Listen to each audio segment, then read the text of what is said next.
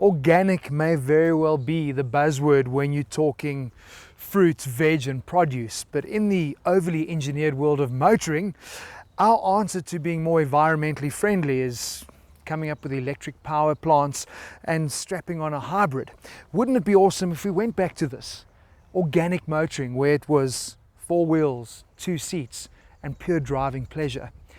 The good news is that Fiat with the Abarth has brought us some pure old school organic motoring with the 124 Spider.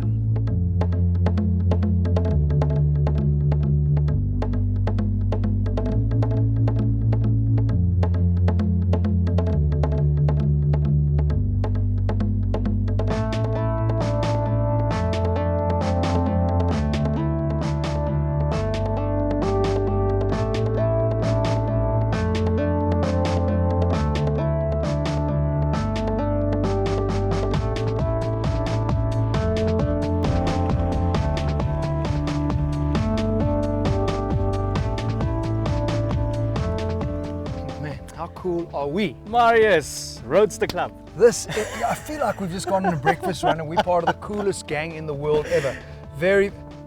Well, this is like, it's like the same bloody interior, it's identical cars. Much of a muchness, really. I mean, apart from a few trim bits here and there. I didn't realize that it's everything. The switchgear is exactly the same infotainment system. It's like, yeah. Wow, so we know who Fiat copied. No prizes for guessing that. But listen, I suppose, the significant changes are, you've got your Japanese styling versus your Italian... Absolutely. What do we say? Flair? Italian styling? Italian so flair. it does look noticeably different. Sushi versus chorizo, I suppose. And what do you prefer the look of this, huh? I certainly do. I feel the proportions are better. I think the snout on the Abarth is just a bit too long, longer overhangs as well. Probably a bit more masculine. I'm glad you said it, because I think that is what people are going to notice, and it probably arcs back to like the true old style Roadster, which had the longer nose and you were sitting kind of on the rear axle, whereas the proportions here are a lot more petite, compact and sweet. But I suppose at the end of the day, Brendan, the most significant change is what's under the hood. Absolutely. Engines, first of all. I've got a 2-litre NA and you've got a 1.4-litre turbocharged. Yeah, that multi-air we know from the Mito, great engine, but I think that's going to change the driving dynamics of this car quite considerably. That 2-litre engine is sweet though. You've had it for a while, you've been driving it, you love it? It really is. I've been running this car for a bit now, and really responsive engine, very frugal, and it makes such an awesome sound too. What I'm quite interested in, it's such, I was speaking about organic motoring, and you look at the different ways of cars producing its power. I've got 125 kilowatts, you've got 118. 118. But, my car weighs slightly less. Yours is sort of saturated with GMOs and fats. but it's quite funny, because I would have thought that with a small capacity turbo engine, it's going to be lighter. But look, these cars, that is the sweet story with any Roadster, is power to weight ratio. Absolutely. It's not about the kilowatts, it's the fact this thing weighs just over a ton, so it's really, really punchy. And you feel that. driving these cars back to back, the lighter MX-5 is certainly a lot more willing and nimble, and it just feels tauter. That feels more of a tourer to me. Well, look, that's why I brought you here, because I thought, in our generation, we'll say I've just probably aged Brendan by 20 years by putting him in my class here, but I grew up like this was the benchmark. There's no S2000, which in my opinion was like the ultimate Roadster, but the MX-5 is the benchmark.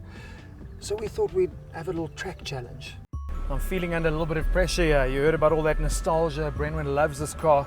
Let's see what our Mazda MX-5 can do. Yeah, let's go.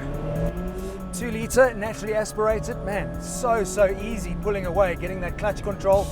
6-speed manual as well, and the throw forward on this little gearbox is amazing.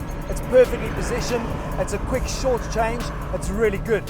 And the circuit really brings out the dynamics of a car with the natural undulations. This MX-5 is just sweet. You sit perfectly positioned between the two axles.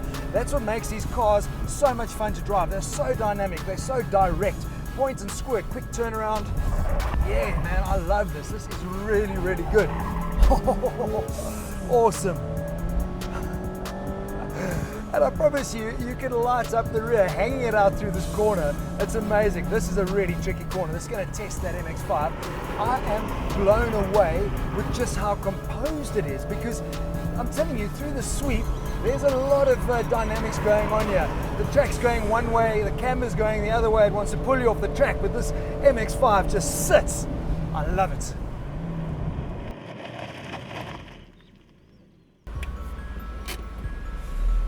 Right, so we've got a couple of things that we don't have in the MX-5, which is a 2-driver mode. So I've obviously engaged sport mode, traction like in the MX-5 is completely off, which I love.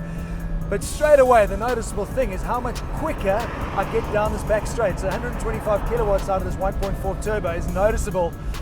And I tell you what, oh my word, it feels a lot more leery. And I think that's got a lot to do with the power delivery of that turbo, and also the fact that it's got the longer overhangs. That engine weight is really pushed back perfectly. Oh man, look at that go. Yeah. Oh, the amount of fun you have driving these cars is insane. Listen, there is a noticeable difference. It's actually radical. Exact same underpinning, same chassis, same everything.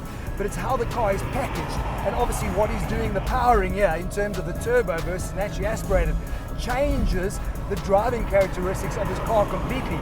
This feels like you need to grab it by the neck and throttle it, and you've got to hang on too. Oh, that's quick. That's going to be close. So I know you're probably wondering, where are those beautiful driving shots we always do? Well, that's about as good as it's going to get, because for me, the soul and the spirit of a roadster lives in the twists and turns of your favorite road, not your daily commute sitting in traffic. And I'm so stoked that there is another roadster to choose from, that the soul lives on in the Abarth 124 Spider. It is an amazing car. I think what stood out for me is that the integrity is the same between the MX-5 and the Abarth, identical cars, but the spirit is built from the ground up, and it's amazing how the dynamic of a car can change by the power plant that you use, by changing dimensions, changing the overhang slightly. You've got a very, very different car to drive. Strong points for me with the Abarth is the fact that I've got the 2 drive modes, so I can put it into normal or into sport. And the normal mode is going to make that car enjoyable on the daily commute. The fact that you can pull the roof and close it with one hand while driving is super convenient. It's super old school. It's super organic. It's original motoring. And I love that about roadsters. The biggest challenge though, they are both fantastic cars. But at 200,000 Rand more for the Abarth, that could be a hard sell. Sure, you're getting something unique. Sure, you're getting something distinctive and Italian, but it's still 200,000 Rand more.